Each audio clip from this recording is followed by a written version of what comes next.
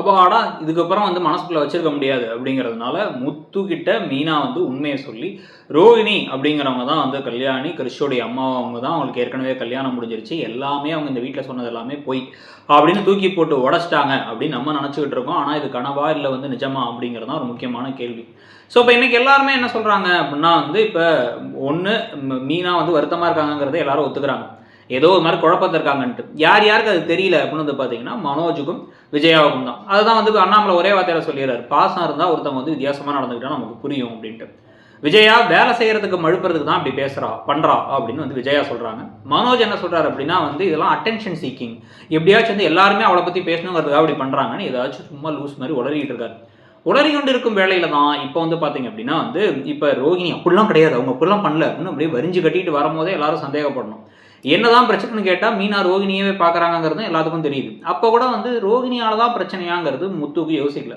முத்து அந்த சாமியாரை போய் பார்த்து ஒரு மந்திரிச்ச கயிறு கட்டிக்கலான்னு பேச, ஸ்ருதி ஒரு சைக்காலஜிஸ்ட்டை பார்த்து அவங்களுக்கு என்ன பிரச்சனைங்கிறத இவங்களுக்கே தெரியாமல் இருந்தால் கூட ஹிப்னாட்டிசம்லாம் பண்ணி அவங்க மனோவசியப்படுத்தி அவங்களோட உண்மையெல்லாம் தெரிஞ்சுப்பாங்கன்னு சொல்லும்பொழுது பயம் வந்துடுது ரோகிணிக்கு.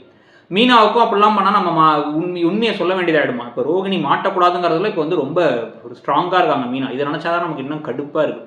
எப்படா ரோகிணி மாட்டுவாங்கன்றதும், ஆனால் மாட்டினதுக்கப்புறம் இப்போ கொண்டு போகிற விதம் வந்து ஷோ அப்படிங்கிற மாதிரி இருக்குது. ஸோ இப்போ இதுக்கடையில் வந்து கடைசியில் வந்து மீனாவே என்ன சொல்கிறாங்கன்னா மந்திரிச்ச கயிறு கட்டுறதான் பெஸ்ட்டு அப்படின்ட்டாங்க. அப்படின்னா வந்து நம்ம வந்து மருத்துவத்தை ஏமாற்ற முடியாது, அதனால் நம்ம என்ன பண்ணுவோம், சாமியை ஏமாற்றிடலாம் அப்படின்னு ஒரு எண்ணத்துக்கு வராங்க.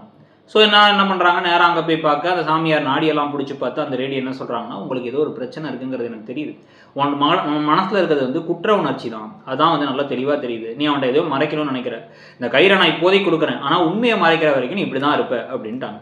வெளில வந்து இப்போ எப்படியோ வந்து முத்தெல்லாம் சரியானதுக்கு பிறகு தான் இப்போ மீனாவுக்கு என்ன தோணுது, நம்ம உண்மையை சொல்லிடலாமா வேணாமான்னு குழப்பம் இருக்கு. இல்லை சிந்தாமணி வேற அங்கே வராங்க. சிந்தாமணி கிட்டக்க உங்கள் பொண்ணு அவளுக்கு விருப்பமான பையனை கட்டிப்பா, அதனால நீ ஜெயிலுக்கு போகணும், அதை நடக்க விடாமல் பண்ணுறேன், விதியை என் மதியால ஜெயிக்கிறேன்னு அவங்க ஒரு ட்ராக் ஓடிட்டு இருக்கு. சத்யா ட்ராக் வேற வரப்போகுது, சத்யா ரேகா. ஸோ அதுக்கடையில் இங்கே வந்து பார்த்தீங்க அப்படின்னா மீனா முத்து கிட்டக்க என்னால் தாங்க முடியலங்க, எல்லாம் ரோகிணியால தான் உண்மையை சொல்கிற மாதிரி காமிக்கிறாங்க. அப்படி சொன்னால் முத்து கடன்னு ஓடி போய் எல்லாத்தையும் கதவை தட்டி வெளில வர வச்சு பெரிய ட்ராமாவே பண்ணி இது ஒரு பெரிய ஃப்ராடுங்கிறத போட்டு உடச்சிடுவார்.